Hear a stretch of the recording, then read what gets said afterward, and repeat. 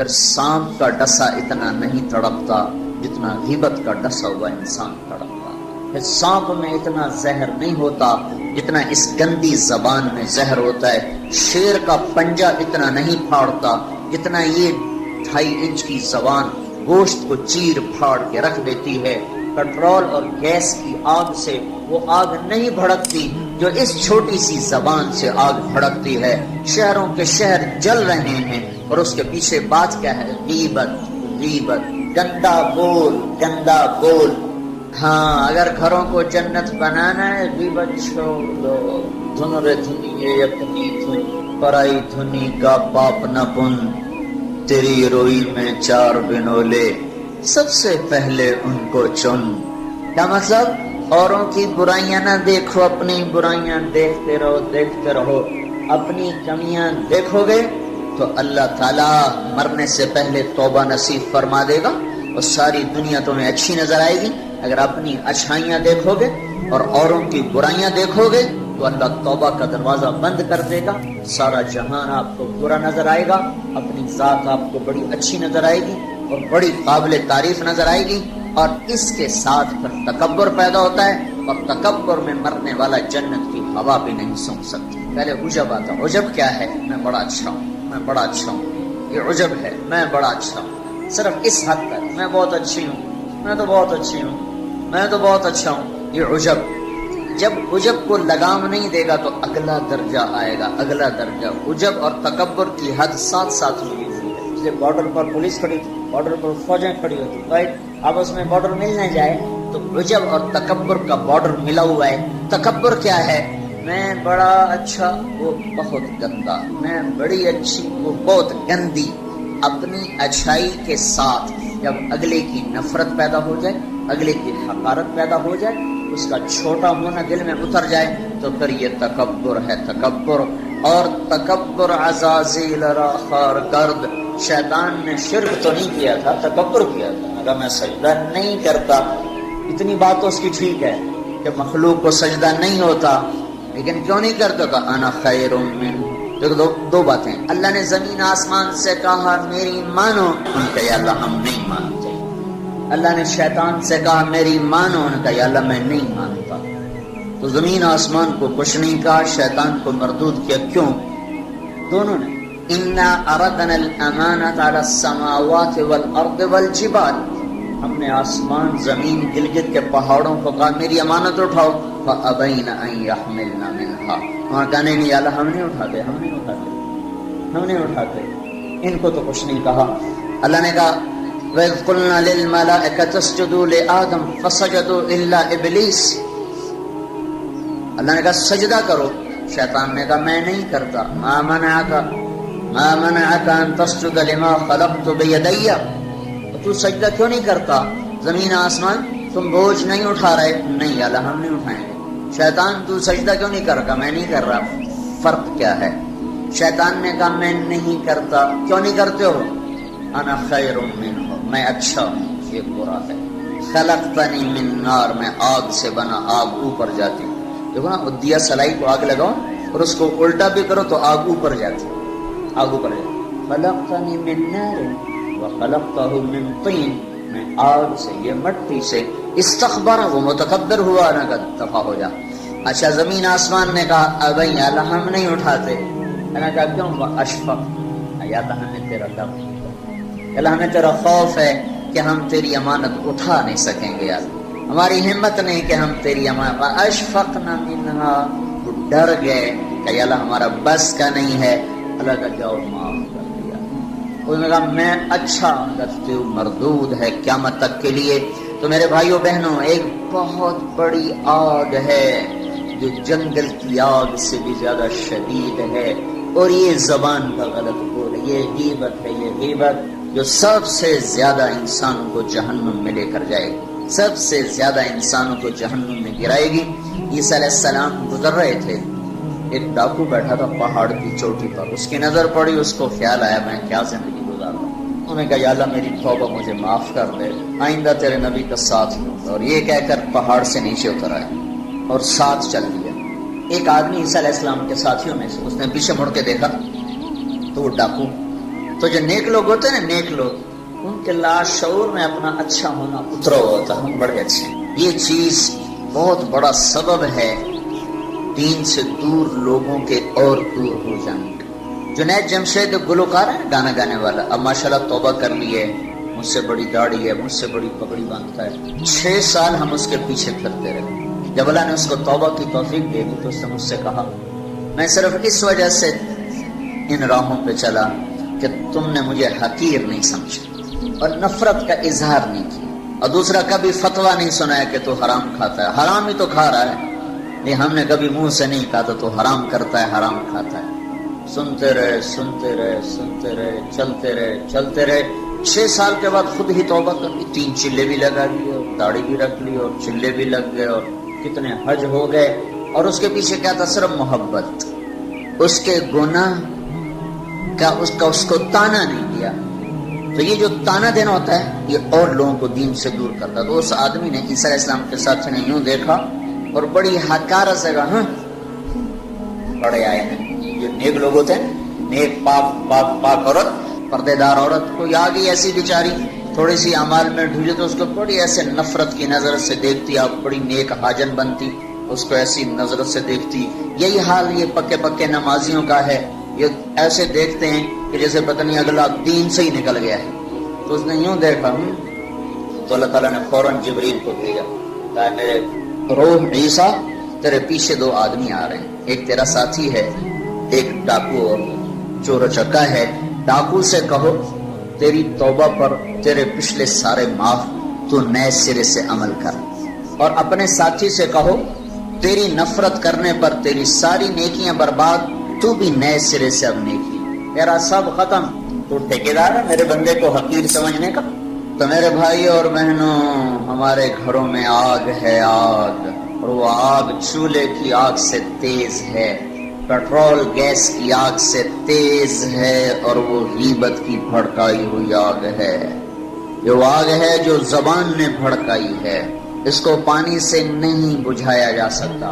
تمہارا گلگت کا خوبصورت بہتا ہوا دریا، یہ سارے کا سارا روک کر گلگت کے اوپر ڈال دیا جائے تو بھی یہ آگ ٹھنڈی نہیں ہو سکتی۔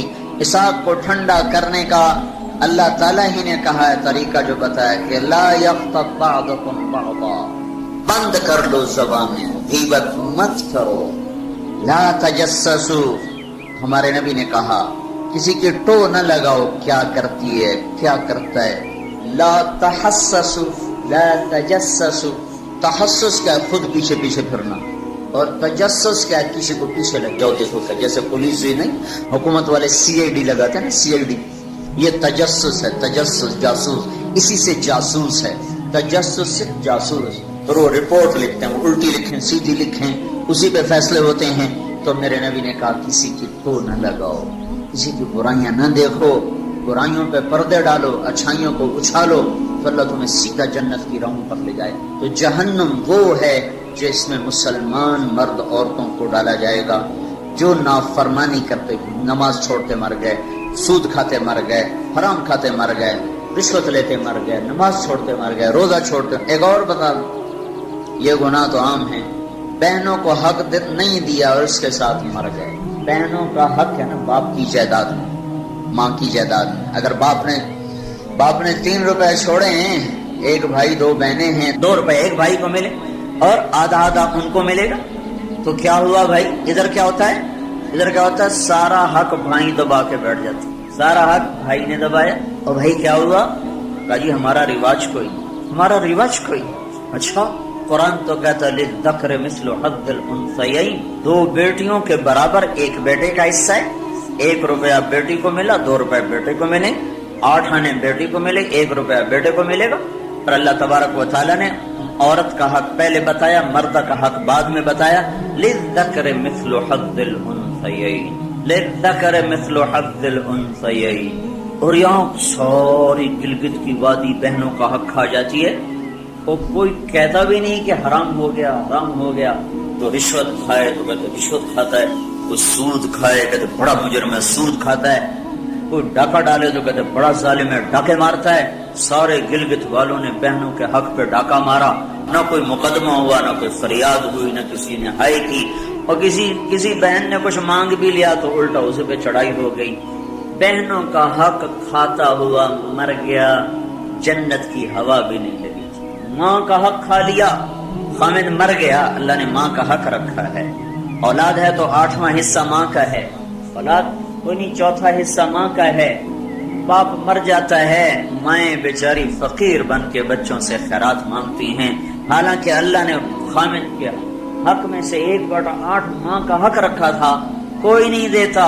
ماؤں کا حق ہڑپ، بہنوں کا حق ہڑپ، اور پھر اس کے ساتھ یہ احساس بھی نہیں ہے کہ میں مجرم ہوں، میں نے ظلم کیا ہے. یہ احساس ختم ہو گیا ہے. تو بھائیوں میرے بہنوں، اللہ نے جہنم کو بنایا ہے نافرمان مسلمان مرد عورت کے لیے. اگر توبہ نہ کی تو اس میں جانا ضرور ہے.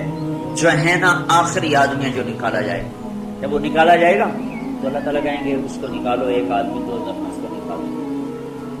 تو وہ جبریل آ کر کہیں گے بھی اس کو نکالو.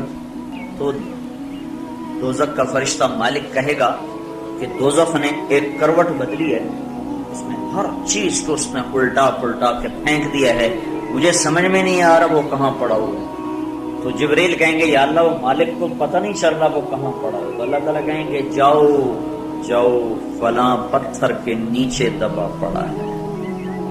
میں نے پتھر بتایا تھا نا، پتھر کیا ہوتا ہے، پتھر کیا ہوتا ہے جس کے نیچے پہاڑ بھی پگھل کے پانی بن جائیں گے. اللہ تعالیٰ کہیں گے فلاں دوزخ کے کونے میں پتھر کے نیچے ہے. تو جبریل بھی اندر جائے گا اور وہ مالک بھی اندر جائے گا. وہ پتھر کو اٹھائیں گے تو نیچے منہ کے بل گرا پڑا ہوگا اور اس کے اوپر آگ ہی آگ ہوگی، اور وہ زبان سے کہہ رہا ہوگا یا حنان یا منان. ایک دفعہ جبریل ہے کہ یا رسول اللہ آپ کو دوزخ کے سنوں کا سنا ہے کہ جہیم میں حاویہ میں منافق ہیں، جہیم میں مشرک ہیں، سقر میں صابئی ہیں مجوس ہیں، اور سعیر میں مجوس ہیں، لظہ میں یہود ہیں، حطمہ میں عیسائی ہیں. اور کہہ کر جبریل چپ ہو گئے. آپ نے کہا اور کیا؟ کہ جی آپ سے شرم مت. کہنے نہیں بتاؤ.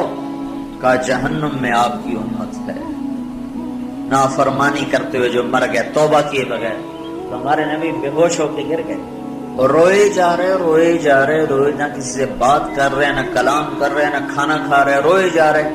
حضرت عمر رضی اللہ تعالیٰ عنہ اجازت مانگنے گئے تو آپ نے اندر آنے کی اجازت نہیں دی. سلمان فارسی اجازت مانگنے گئے تو آپ نے اندر آنے کی اجازت نہیں دی. سلمان فارسی بھاگ کے حضرت فاطمہ کے پاس گئے کہ جاؤ ابا کی خبر لو. وہ رو کے ان کا حال برا ہے، کسی سے بات نہیں کر رہے، کھانا نہیں کھا رہے. حضرت فاطمہ رضی اللہ تعالیٰ عنہ دوڑی ہوئی تشریف لائیں، دروازے پہ دستک دی تو آپ نے، چونکہ حضرت فاطمہ سے محبت بے پناہ تھی، تو آپ نے فوراً اجازت دے دی. اندر آئیں تو کہا ابا جان کیا ہوا، میں آپ پہ فدا قربان، آپ کا یہ حال کیوں بنا ہے، کیا ہوا ہے؟ تو آپ نے کہا فاطمہ میری بیٹی، مجھے جبریل نے بتایا ہے میری امت کے نافرمان مرد عورتوں کو جہنم میں جانا ہوگا. اور آپ نے کتنے نوجوان ہوں گے جو کہیں گے ہائے ہماری جوانی پہ کرم میں رحم کرو، پر کوئی رحم نہ کھائے گا. کتنے بوڑھے ہوں گے جو کہیں گے ہمارے بڑھاپے پہ رحم کرو، کوئی رحم نہ کھائے گا. کتنی عورتیں ہوں گی جو ننگی ہو کر جہنم میں پھینکی جائیں گی اور ان کے بالوں کی چوٹیوں سے پکڑ کر فرشتے ان کو گھسیٹ رہیں گے اور کہیں گے ہائے ہماری بے پردگی، ہم پر رحم کرو. ان پر کوئی رحم کرنے والا نہیں ہوگا. مجھے یہ خبر رلا رہی ہے، بے قرار کر رہی ہے. تو لیبلوکم ایکم احسن عملا، ان قریب موت پر یہ سب کچھ کھل کے سامنے آنے والا ہے. اللہ تعالیٰ نے اس کی تیاری کے لیے ہمیں یہاں بھیجا ہے. ہم آزاد نہیں ہیں. اللہ اس کائنات کا بادشاہ ہے.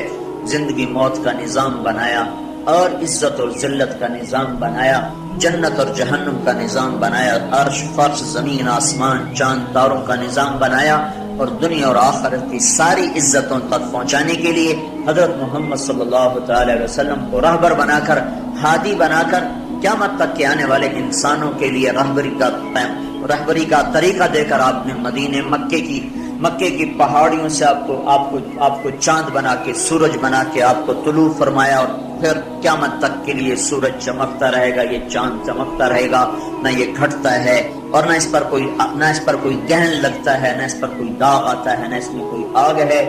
آپ ساری دنیا کے مردوں عورتوں کے لیے عزت کا راستہ لے کر آئے، بلندی کا راستہ لے کر آئے، کامیابی کا۔